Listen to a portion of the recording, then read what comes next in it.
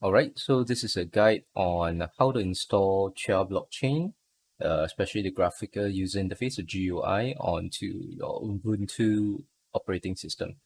So previously, we should have already walked through how to install Ubuntu onto a fresh SSD or hard disk. And let's proceed. So I previously pre-recorded this on my new machine, but because my mic was not attached, so I'm now doing a voiceover recording of the recording per se, of the video only recording, so add voice to it. Okay, so first and foremost is, as you can see here, once you have your Ubuntu installed, this is your desktop screen. This is how it looks. And if you go back, let's go back a little bit. So one of the first things I like to do is to turn the monitor sleep mode off. So just right click on the desktop, then you go to display settings, and you should go to power.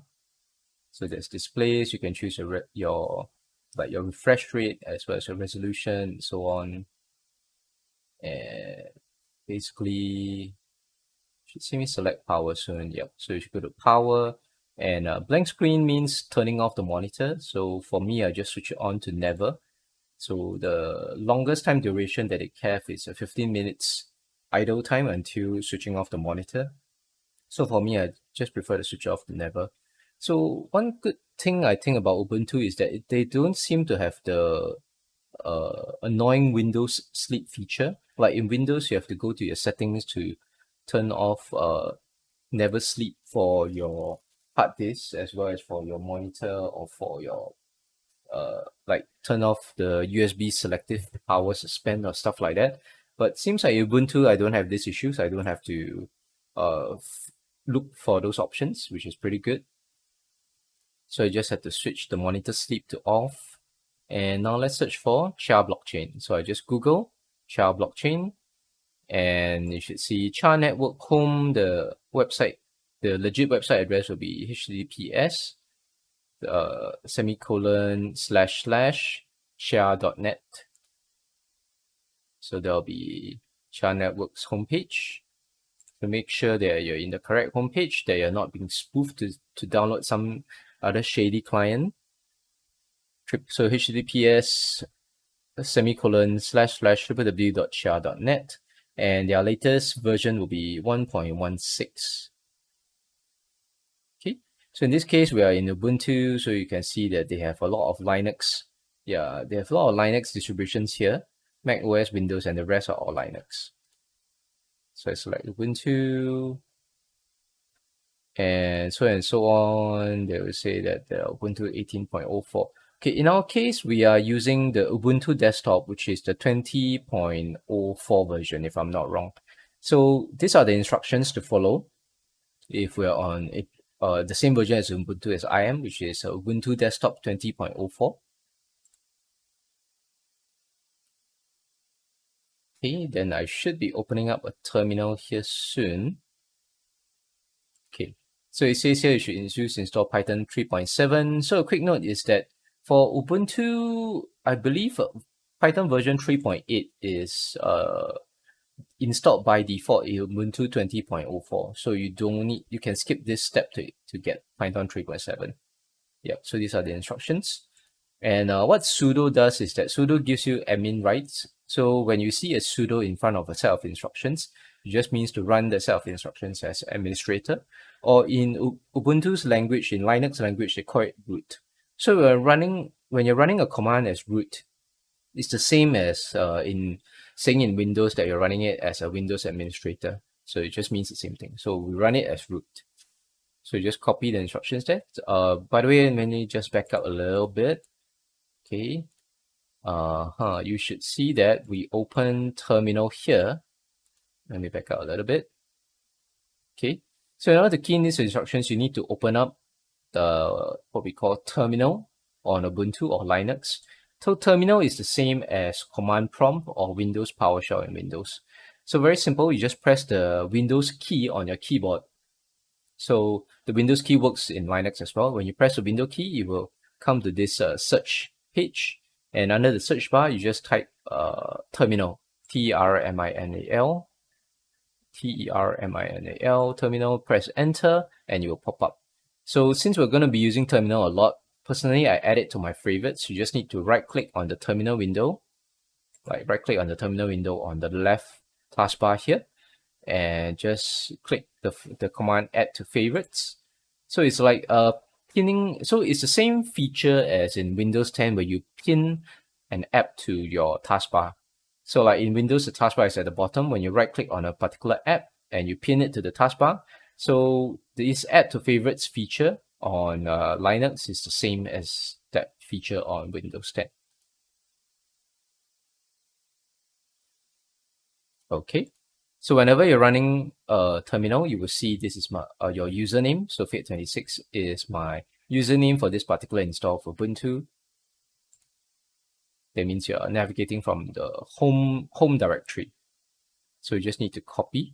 Okay, for copy and paste, for terminal windows, it's slightly different than the copy and paste for regular command prompt. So how it works is that for like, this is the Firefox browser, right? The copy and paste will be Control-C for copy and Control-V for paste. But in terminal, you have to take note that to copy and paste is Control plus Shift plus C, or to paste as well as Control plus Shift plus V in order to paste. So if you just press Control C and Control V in the terminal, you will have different function.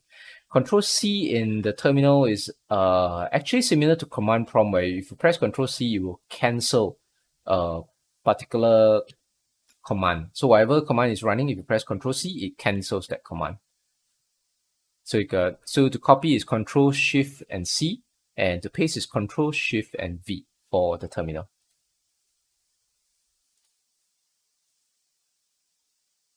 Okay, so you see that I made a mistake here. I pressed Control C on the terminal. So I should Control C on our sudo apt get update, and then Control Shift and V to paste the instruction into terminal. Press enter, and you'll be prompted for your OS password. So wherever you run it as sudo, you'll be prompted for your root password.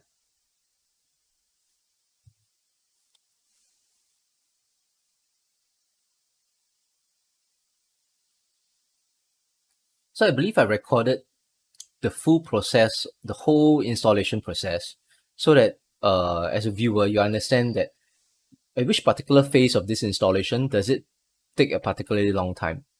Because the disadvantage of running Ubuntu command lines or Linux install command lines are that sometimes you don't see the progress. Like when it says here, okay, let me pause for a bit. So when it says here, do you want to continue? Yes or no? So just press Y for yes and press enter. Okay, so back to the part whereby, because you do not see the progress sometimes, I'm showing you the full process of the installation, where you see that there are certain points in the installation where it will take quite a bit of time. So you just have to be patient and wait it out. So back to the specs of my system, I'm running on a Ryzen 5 3600, which is a 6-core 12-thread CPU. So it's kind of like a mid-range CPU. So if you're running on a higher-end CPU, your commands might run a little bit faster, but if you're running on like a 4-core, a lower-end CPU, your commands might take a little bit more time. So you just have to be patient and take note of which parts in the installation process will take the most time, as in my video here. Okay, so we're going through the command sudo apt install git. So I press Y when prompted and enter.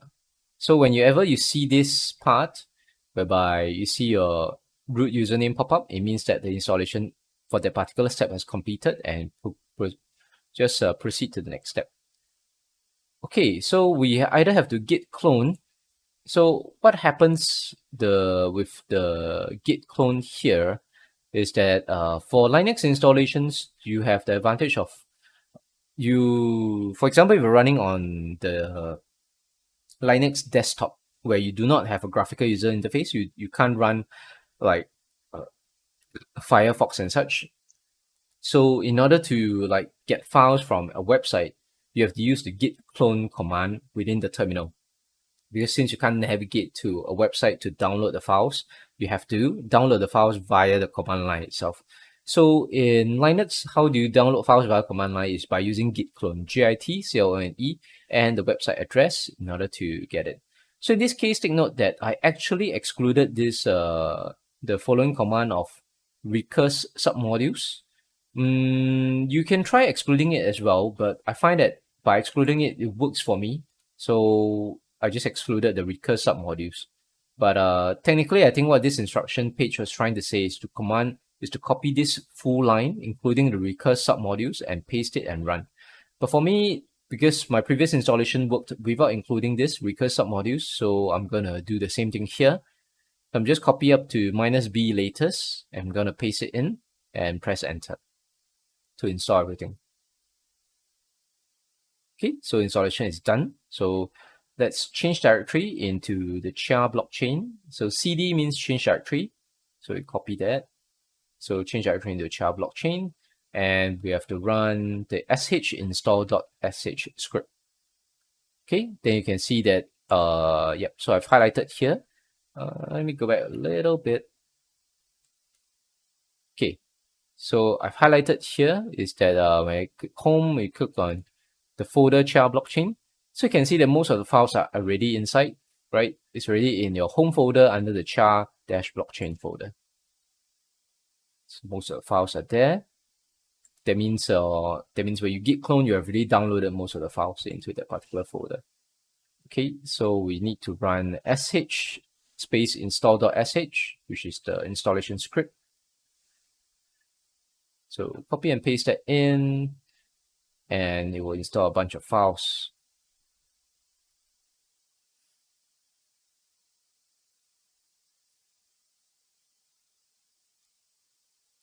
So think of how long it takes for this process. There are certain times where like the terminal window will like have no progress. So in that kind of instance, you just have to be patient and wait it out.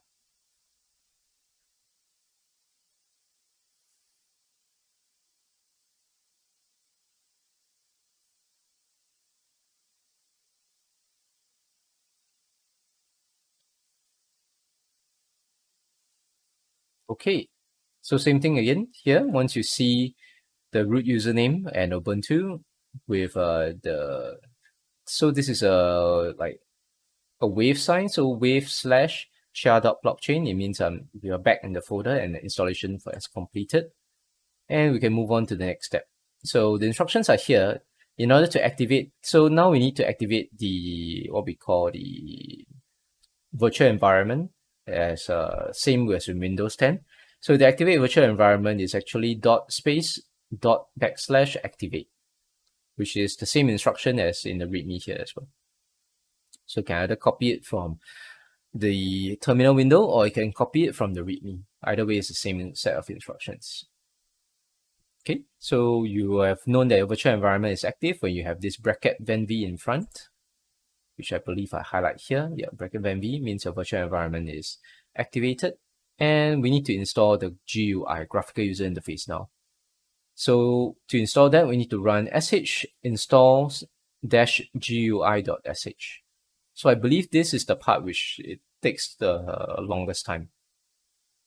So personally, let me just pause the video here. Personally, if you're running Ubuntu server, which doesn't have a graphical user interface, you can actually skip this step of this install GUI step because you're not going to be using the GUI.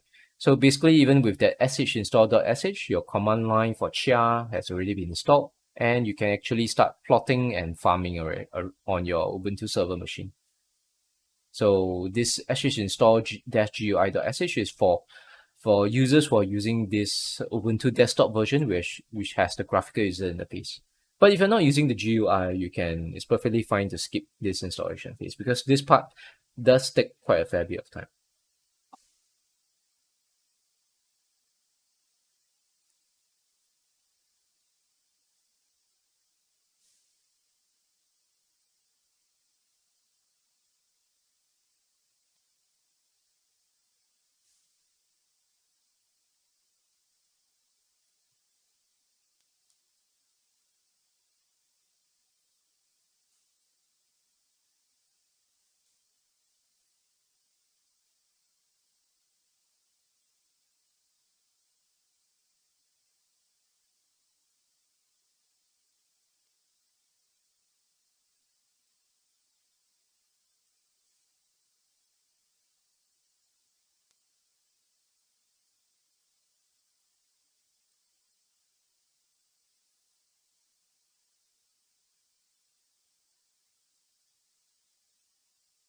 Okay, so the programs are still running. So you can see here processing triggers for man-db, and the video has not stopped. So I'm still recording it. You can see that the icon here is still flashing. So it's in the middle of processing. You just have to wait. Okay, so the progress bar is going again. So it's moving on to the next step of the installation.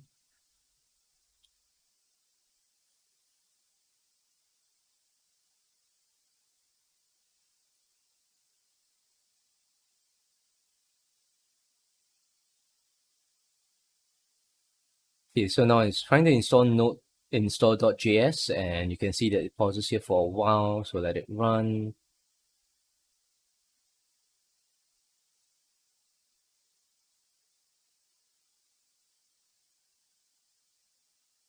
And the installation pauses here for a while as well. So just be patient, wait until this table shows up.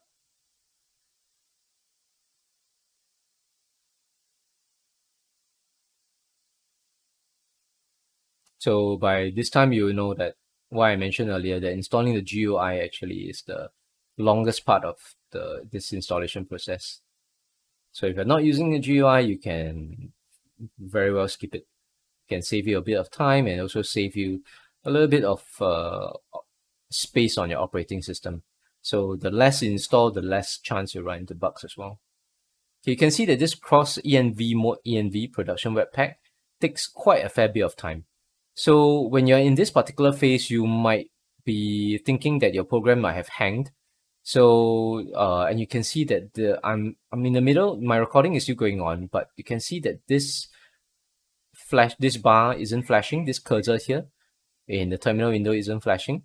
So this is actually normal. You might be worried that your system has hanged, and you might want to. So please do not restart your system. Please don't shut down your system and stuff like that. Like eventually you'll get it done. So depending on the speed of your processor, eventually you get the installation complete, and this is when it complete. So you show here Chia blockchain install -gui.sh completed.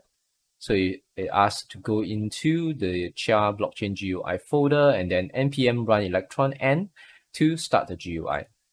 And the same instructions are listed here on the README as well. So change directory into the Chia GUI. Yep, same instructions are identical instructions on both the terminal window as well as the website. And to run it, you have to key in npm run electron space n. So once it runs, yep, so you have your Chia GUI here, and you can, if it's the first time that you're installing Chia, you can create a new private key to create your Chia wallet. Or if it's not the first time and you're importing a wallet in, you can import from the mnemonics. But what we're going to do on this system is that this will be a separate plotting machine. So it's not my main workstation where I have my Chia wallet. So I'm not going to be importing any of my 24 mnemonics of my 24 word mnemonic, because I want to minimize. So the general rule of thumb is that you want to minimize the risk of leaking out your 24 word mnemonics. You want to lower the risk as much as possible. So to lower the risk, it's best to just run your full node and your wallet just on one single computer, where you find you want to limit the exposure.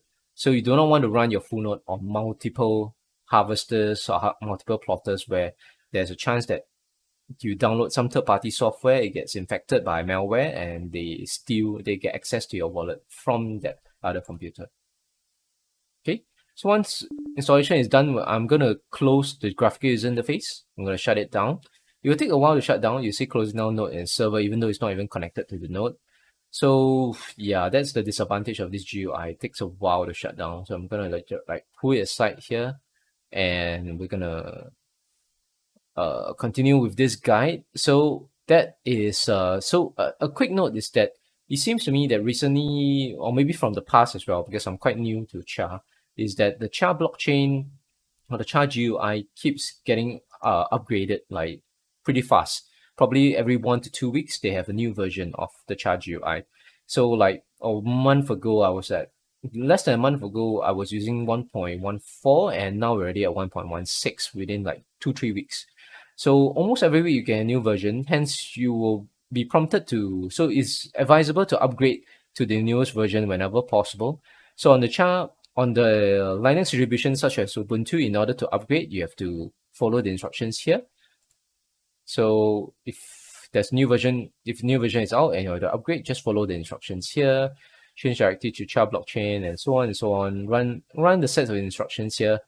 And personally, I haven't run it myself, so I don't know if there's any potential issues, but it should be pretty smooth because so far, as you've seen in this recording, the installation process has been pretty smooth so far.